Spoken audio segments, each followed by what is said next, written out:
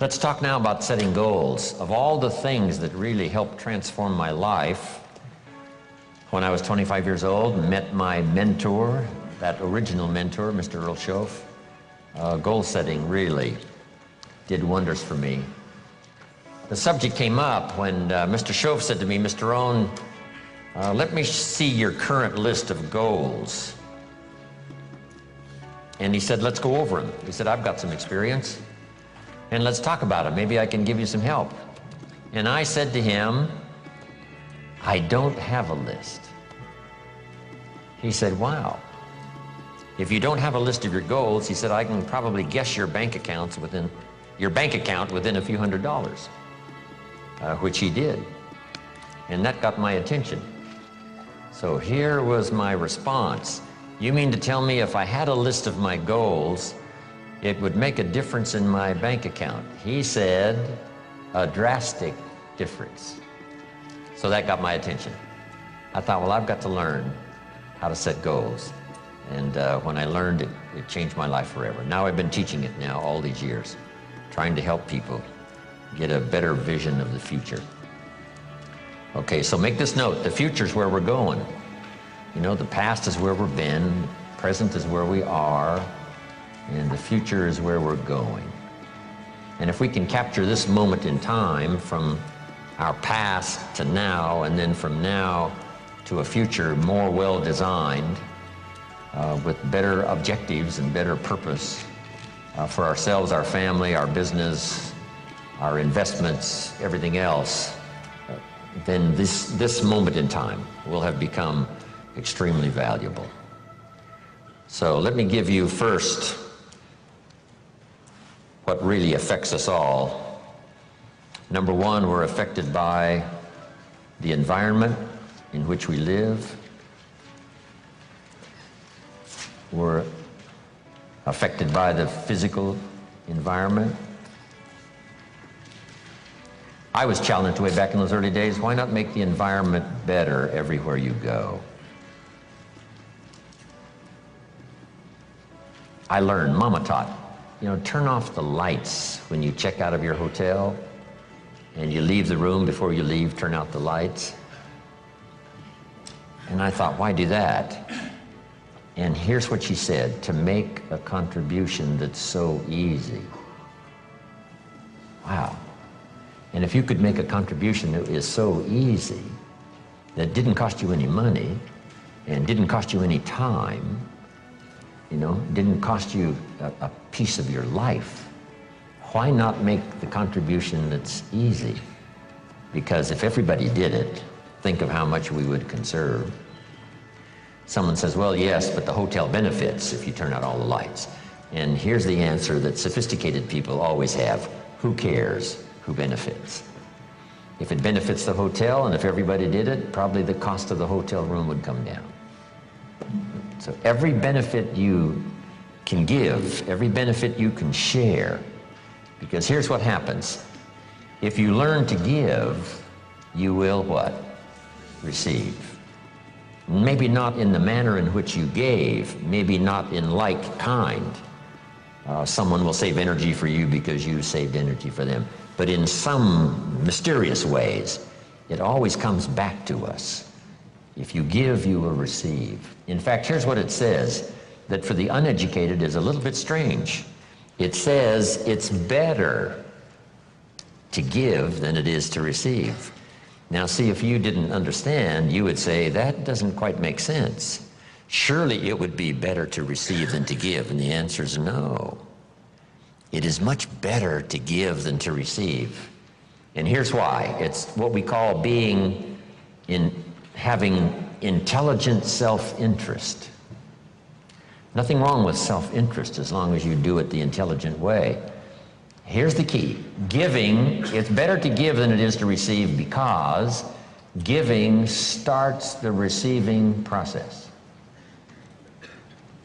So to act intelligently in your own self-interest, which is good, it's much better to give than it is to receive. Because if all you do is receive, that may be very limited. But if you give, and giving starts the receiving process coming your way from unknown resources and from unknown places. Back it comes around to you because you became a giver. That's one of the unique mysteries of life. We give to receive, and it's better to give than it is to receive. So that's what Mama said, turn out the lights, make a contribution. Why not make the easy ones? Here's what else. We talked about it at our lunch break today to those who were there.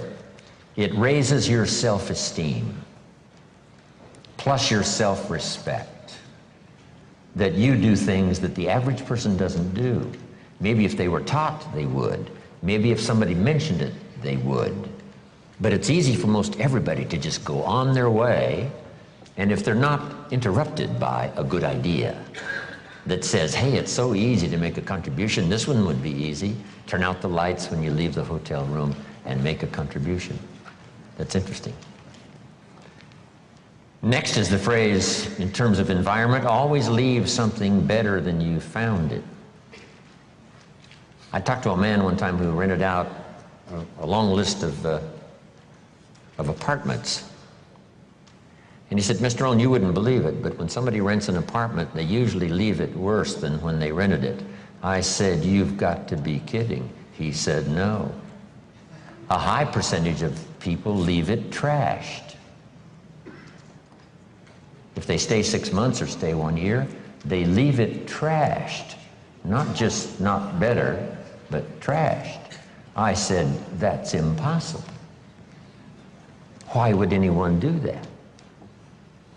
Mama said to me, no, leave it what? Better than you found it. See, that's just a commitment to your own self-esteem. And why not do it if it makes a contribution to your self-esteem? It's called intelligent self-interest. Intelligent self-interest. Self-interest says, I wish to be ruler over many. And intelligent self-interest says, I understand how to do that. Be faithful when the amounts are small. If you'll take care of the few, we will someday give you a position of very high importance over many. But if you don't be disciplined when the amounts are small, why would we trust you when the amounts are large? Brian mentioned that earlier. Why would life give you a fortune to manage if you couldn't manage the gifts of a few? Interesting philosophy to consider, okay? Your own self-interest. Leave the contribution. I'm even aware of it when I leave a restaurant and I get me a toothpick, right? And you take off the little cellophane off the toothpick. It's easy to throw it by the cash register, right, or somewhere where it looks like other people have done the same. Mama said, put it in your pocket. Somebody says, wow, a little piece of cellophane, what difference does it make? It doesn't make that much difference, only in your self-respect. Take your trash home and deposit it. How much does it cost to clean up the trash on the highways in America? Mega millions. Wouldn't people take home their own trash and deposit it there rather than scatter it on the highways across America? And the answer is most people do not. It's so easy to throw it out the window. But now, add this, it's so easy to keep it in your car and have a few more points in your favor on self-esteem, feeling good about yourself, doing things that most people don't do. If everybody did it, what a different country we would have. But it doesn't really matter. You say, well, if everybody's going to do it, why shouldn't I do it? And the answer is for your own dignity and for your own self-esteem. You do things that most other people allow themselves to do that you don't do. And so when I talk about the environment, now we're affected by the political environment and the social environment, and we're affected by the economy environment.